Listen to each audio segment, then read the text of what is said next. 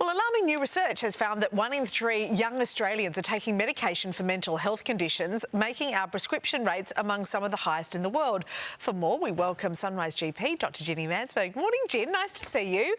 You too. Talk to us about this, because these are pretty alarming figures. Is it just that we're diagnosing more now and young people are talking about it more? I got to say, Mon, it takes a lot to break me. This research, I felt like it broke me. 1 in 4 Australian kids is on an antidepressant, so that's 1 in 4 Australians under the age of 20. 1 in 3 on some kind of medication for mental health, which includes ADHD medication, but 1 in 10 is on more than one kind of medication on its own. And if you look at Australian kids, it's not like they are worse off or have a more terrible life than kids in other places in the world. And we've got really good data now from countries like Denmark, where our use of these kinds of medications is between 5 and 10-fold the use of medications in kids over there. So what on earth is going on? It's devastating. What do you think is going on? Look, I think it's probably complex, and I'd love to say it's one thing. I'm sure it's not one thing. But I can say, Mon, that it is really hard to get access to a psychologist. And that's partly because it's really hard to become a psychologist that Medicare accepts your degree. And the other thing is just really expensive anyway, because the out-of-pocket costs are ridiculous. And what is happening now is kids who are in distress cannot access psychologists, we cannot access family therapy, and instead what's happening is they're getting medicated because they're miserable. And I think as a society, we've got to look at this. This is devastating. Yeah. And I mean, we're seeing young people going through university to become psychologists. There's clinical psychologists and practical psychologists. They're different, and it can be very, very difficult to become a clinical psychologist. All right, well, let's move on now. And processed meat, now we're talking about bacon, sausages, salami, that sort of thing, now linked to dementia. We know that there is a cancer link there. Tell us about this research. Yeah, so this was new research that actually looked at a very big data pool, over 100,000 people that have been followed every 4 years. Now, they were asked about their diet, which is notoriously inaccurate, except these guys are stopped every couple of years and asked about their diet.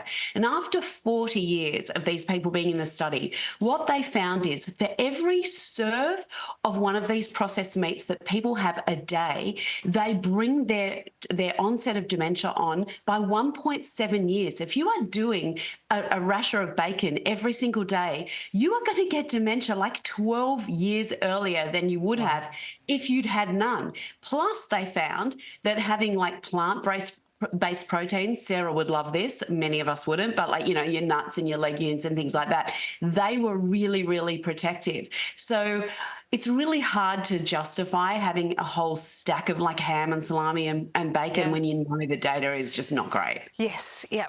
It is irrefutable on so many levels, isn't it? Okay, now, this one, if there's something's going to get my attention, it's hearing that you can lose weight, not by doing any exercise, not by eating a particular food that you might not like, but swapping still water for sparkling. Is it true? Can this help you lose weight, or is this rubbish?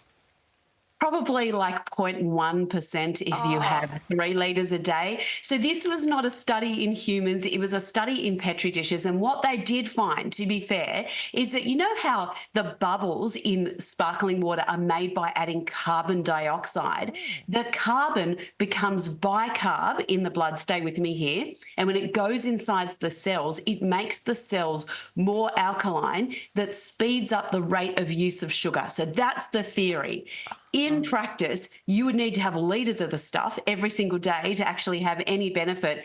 And let's just say that might not work too well for some people with the guts.